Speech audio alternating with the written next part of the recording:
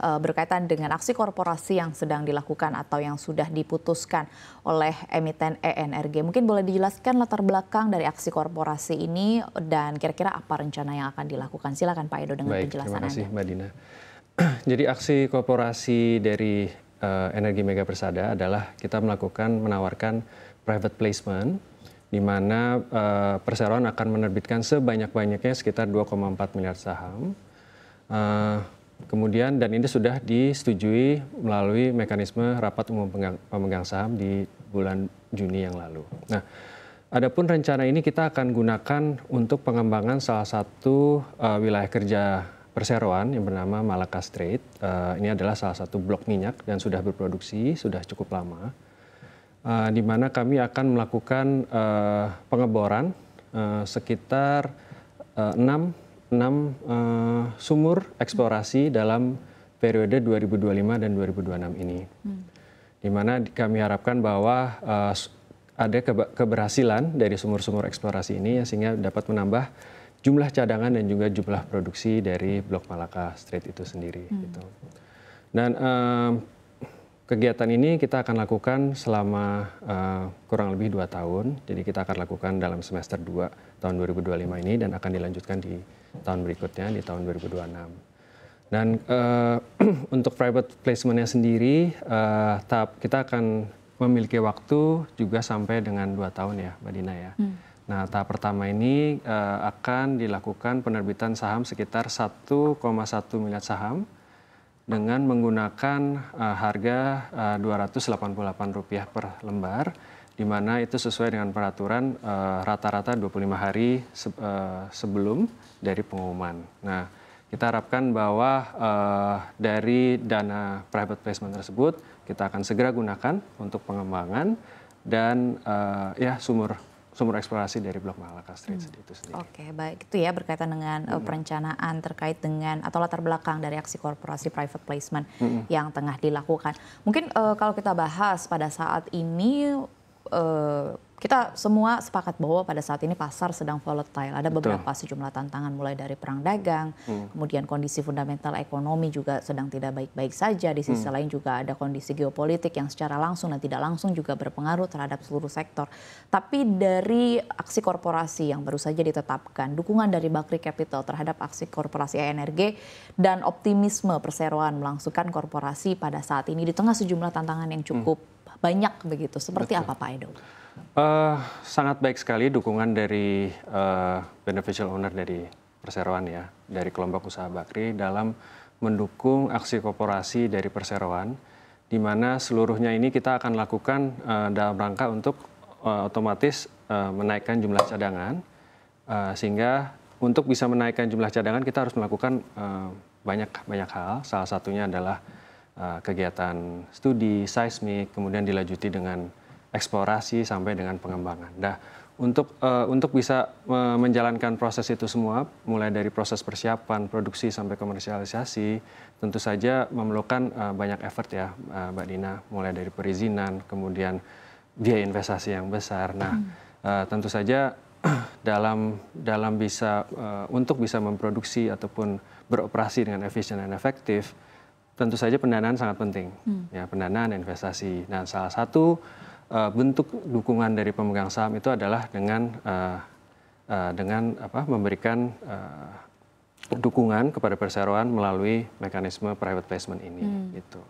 Nanti ke depan kita lihat apakah terdapat kebutuhan atas pendanaan lagi, kita bisa melakukan ataupun melalui mencari pendanaan yang paling efisien dan efektif buat perseroan. Oke, baik.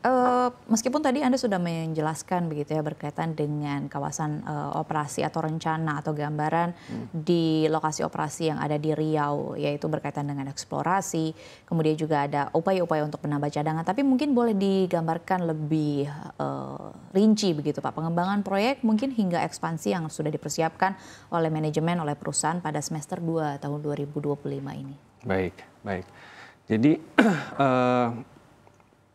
pengembangan dari usaha perseroan itu kita fokus ada 2. Yang pertama itu adalah pengembangan secara organik, di mana kita berusaha untuk memonetisasi ataupun meningkatkan produksi dari aset-aset yang sudah ada di portfolio kami, portfolio perseroan.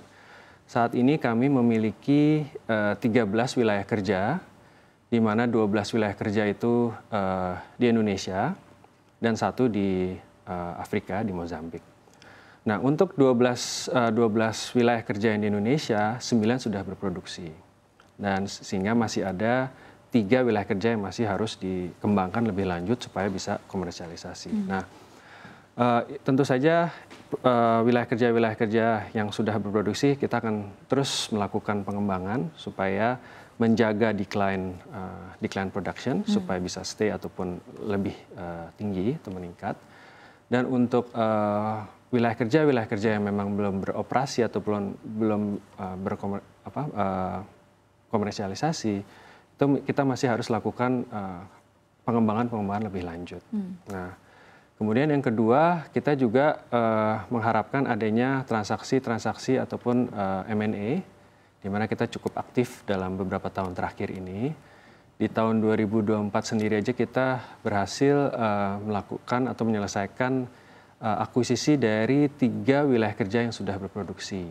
Jadi itu dari 3 itu 2 wilayah kerja yang memproduksikan minyak dan 1 wilayah kerja yang memproduksikan gas bumi. Jadi di mana dari akuisisi ketiga wilayah kerja tersebut itu telah memberikan dampak yang langsung dari sisi jumlah cadangan, dari segi pendapatan atau revenue ya, dan juga bottom line net income ataupun EBITDA. Jadi hal-hal seperti inilah yang kita akan terus explore, kita akan lakukan.